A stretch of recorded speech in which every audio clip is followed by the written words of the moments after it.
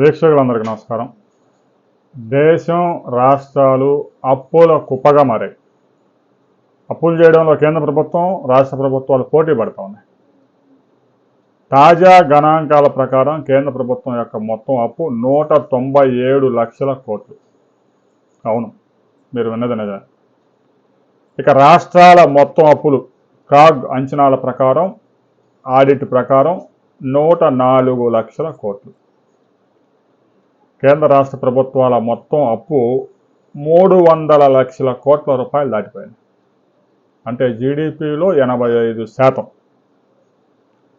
ఇక అది రాబోయే 2-3 సంవత్సరాల్లో జీడిపి కన్నా కూడా అప్పులు ఎక్కువైపోయే అవకాశం ఉంది. ఈ విషయంలో కొన్ని రాష్ట్రాలు కొంచెం జాగ్రత్తగా ఉన్నా, కొన్ని రాష్ట్రాలు ఉచిత పథకాలతో ఆరిపోయాయి. ఇప్పటికే హిమాచల్ ప్రదేశ్లో అయితే జీతాలు ఇచ్చే పరిస్థితి కూడా లేదు. తెలంగాణలో, ఏపీలో కూడా అదే పరిస్థితి ఉంది. కానీ ఏదోలా నెట్టుకొస్తూ ఉన్నారు. చాలా రాష్ట్రాలు ఇప్పటికే చేసిన అప్పులకు, వడ్డీలకు ప్రతి సంవత్సరం ఆ రాష్ట్ర ప్రభుత్వాలకు వచ్చే ఆదాయంలో 13 నుంచి 20% దాకా వడ్డీలకే పోతా ఉంది. ద్రవ్య లోటు పెరిగిపోతా ఉంది.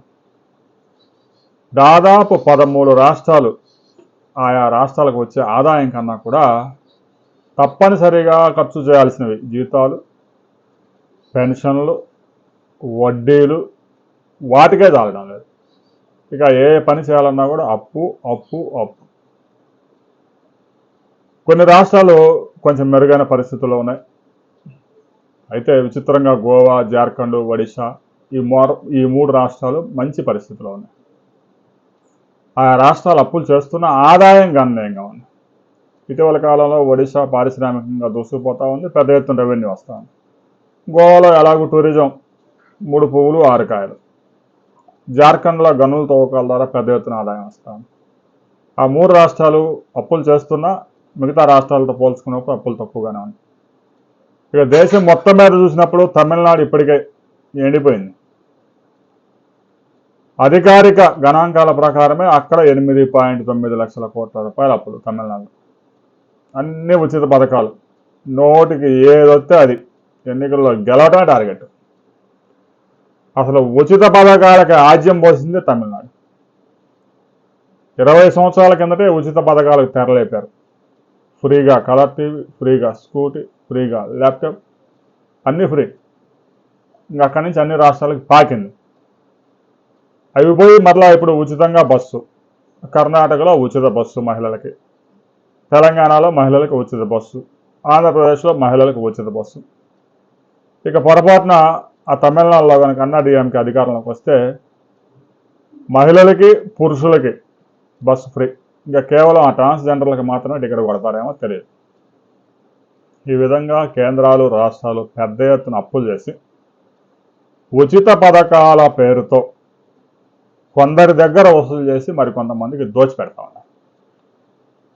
దేశంలో మౌలిక సదుపాయాలు లేక ఇప్పటికే తాగునీరు, స్వచ్ఛమైన తాగునీరు లేక 4 లక్షల గ్రామాలు, 2600 మున్సిపాలిటీలు, 630 కార్పొరేషన్లు అల్లాడిపోతా ఉన్నాయి. 142.58 కోట్ల జనాభా ఉన్న స్వచ్ఛమైన తాగునీరు, మంచినీరు అందుబాటులో ఉంది కేవలం 30 కోట్ల జనాభాకే. కేంద్ర ప్రభుత్వం అనేక పథకాలు తీసుకొస్తూ ఉంది. వేల కోట్ల రూపాయలు ఖర్చు చేస్తూనే ఉంది. కానీ ఆ నిధులన్నీ ఎడిపోతున్నాయో ఎవడూ తెలియదు. 200 కోట్లు, 300 కోట్ల రూపాయలతో ప్రారంభించిన మంచినీటి పథకాలు 3వ రోజుకే మూలన పడతా ఉన్నాయి. అంత అద్భుతమైన ఇంజనీరింగ్. ఆ వ్యవస్థని నిర్మించడం, ఆ కాంట్రాక్టర్ వెళ్ళిపోతాడు. దాన్ని నిర్వహించడానికి కనీసం సిబ్బంది కూడా ఉండదు. ఈ విధంగా వేల కోట్ల రూపాయలు ఖర్చు చేసి అప్పులు తీసుకొచ్చి మరలా అవన్నీ బూడిదలో పోసిన పన్నీరులాగా మారిపోతా ఉన్నాయి. కేంద్ర రాష్ట్ర ప్రభుత్వాలు కనుక ఈ విధంగా ఉచితాలు వేసుకుంటా పోతే రాబోయే రోజుల్లో జీడిపి కన్నా కూడా అప్పులు పెరిగిపోయే అవకాశం ఉంది. ఇప్పటికే కేంద్ర రాష్ట్ర ప్రభుత్వాల అప్పు మొత్తం చూస్తే 300 లక్షల కోట్ల రూపాయలు. ఆ 300 లక్షల కోట్లకి ఎన్ని సున్నాలు ఉంటాయో అని అడిగినా కూడా గవాలని చెప్పడం కష్టం. అంటే ప్రతి మనిషికి నెత్తి మీద 3 లక్షల రూపాయల అప్పు రుద్దారు. ఇంకా అప్పులు చేస్తానే ఉన్నారు. సరే, మౌలిక సదుపాయాలు ఏమన్నా బాగుపడ్డాయా? ఏమైనా ప్రతి ఇంటికి ఏమైనా తాగునీరు వచ్చిందా? పారిశుద్ధ్యం అద్భుతంగా ఉందా, రాష్ట్ర రహదారులు ఏమైనా మెరుగయ్యాయా అంటే ఏమీ లేదు. బటన్ నొక్కడం, వాడికో 10,000, వీడికో 15,000, వాడికో 5,000, ఈ విధంగా వేయటం. 129 సార్లు బటన్ నొక్కి ఒక ఆయన 3,27,000 కోట్లు వేశారు. అయినా జనం నేలకేసి పట్టారు. అయినా కూడా ఈ బటన్ నొక్కుడు కార్యక్రమం మాత్రం పార్టీలు మారడం, జనాల్ని బికారులుగా చేయడం, అడుక్కునే వాళ్ళలాగా మార్చడం, వాళ్ళని సోమరిపోతలుగా తయారు చేయడం, 10,000, 5,000, 20,000 వేసి అసలు అద్భుతం చేశాను, నా ఆస్తి మొత్తం దారబోసినట్టు బిల్డప్ వేయడం. జనాలకి ఇచ్చే డబ్బంతా ఆ ప్రజల నుంచి పిండిందే పన్నుల రూపంలో. దానికి మళ్ళా బిల్డప్, వాడి ఆస్తి ఏదో అన్నీ మొత్తం జనానికి నక్కినట్టు. ఈ విధంగా కేంద్ర ప్రభుత్వం ఒకవైపు, రాష్ట్ర ప్రభుత్వాలు మరొక వైపు పోటీ పడి అప్పులు అప్పులు అప్పులు అప్పులు అప్పులు కుప్పగా మార్చారు భారతదేశాన్ని. అప్పుల్లో ఎక్కువగా ఒకవేళ అప్పులు తీసుకొచ్చినా క్యాపిటల్ వ్యయం చేస్తే, ఏదైనా ప్రాజెక్టులు నిర్మించడానికో, జాతీయ రహదారులు నిర్మించడానికో, ప్రతి ఇంటికి మంచి సురక్షితమైన తాగునీరు ఇవ్వడానికో, విద్యా వైద్యానికో ఖర్చు చేస్తే దాని ఫలితాలు ఉంటాయి. ఏమీ లేదు, బటన్ నొక్కడానికే సగం డబ్బు పోతా ఉంది, మిగతా అదంతా జీతాలకు పెన్షన్లకు పోతా ఉంది. అప్పు చేయకపోతే పూట గడవని రాష్ట్రాలు భారతదేశంలో 26 రాష్ట్రాలు ఉన్నాయి. ప్రతి నెల అప్పు చేయకపోతే ఆయా రాష్ట్రాలు జీతాలు కూడా చెల్లించలేవు. అలాంటి పరిస్థితుల్లో రాష్ట్ర ప్రభుత్వాలు ఉన్నాయి.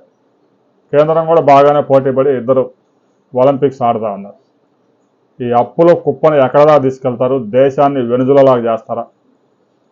ఇరాన్లో మనం చూస్తూ ఉన్నాం, ఒక టీ తాగాలంటే 2 లక్షల రియాల్స్ చెల్లించాల్సి వస్తూ ఉన్నారు.